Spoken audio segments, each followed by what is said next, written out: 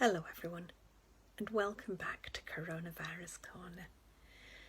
I'm all packed ready for tomorrow. We're going in convoy, although that won't last long because Derek doesn't like going fast, and Mandy will be whizzing ahead of us in no time.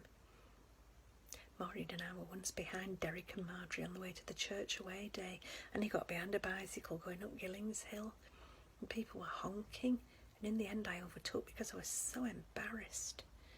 There were about 30 cars behind us and folk had the windows down and they were shouting at him, poor thing. But it's dual carriageway, so there was no need for him to be going at 20 miles an hour for 10 minutes. I had Maureen whittling away. "Oh, Edna, the day'll be finished before we get there." It must drive Marjorie mad. He was best friends with her husband. There'd never be anything in it, but they're very fond of each other. You'd have to be.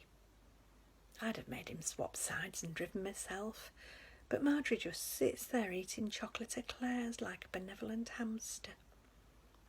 She just likes his company, and he enjoys her cooking, so it's a perfect friendship, really.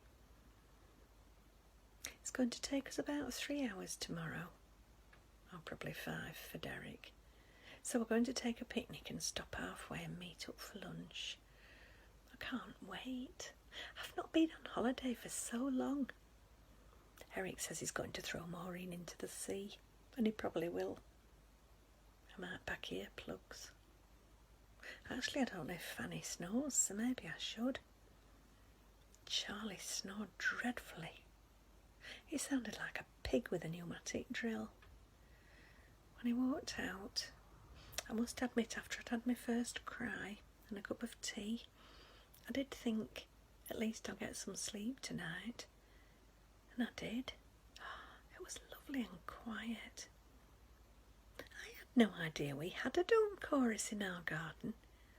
Either Charlie drowned it out or he'd frightened them away. There's always a silver lining. That's what Auntie Nancy used to say. She was so good at putting a positive spin on things. When she was 80, she had a big party planned, and 2 weeks before, she broke her hip. When I went to see her in hospital, she said, "Well, Edna, I shall save on the DJ now. If I can't dance, I'm not watching other folk." She didn't. We had a giant pass the parcel instead. She wrapped it in hospital. It took her 3 days, and there were 80 layers with proper presents, like bubble blowers and crystals and lipsticks and tiny bottles of brandy. I've never seen folk get so excited about a pass the parcel. We were flinging it round, hoping to get a turn, and it took nearly an hour.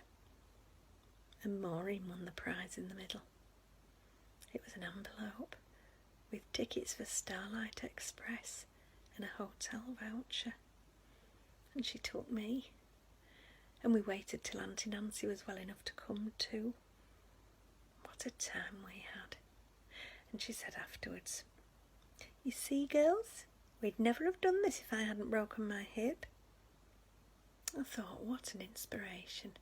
Sat in the Ritz like she owned it, asking if she could smoke a cigar indoors, which of course she couldn't, but fancy asking.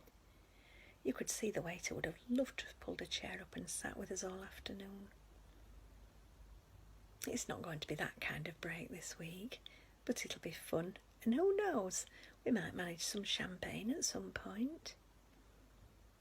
Today's sensible tip is, try to find some positives in your life. Things to be glad about. Plan yourself a treat. You take care. Stay safe. And I'll see you next week. Bye-bye.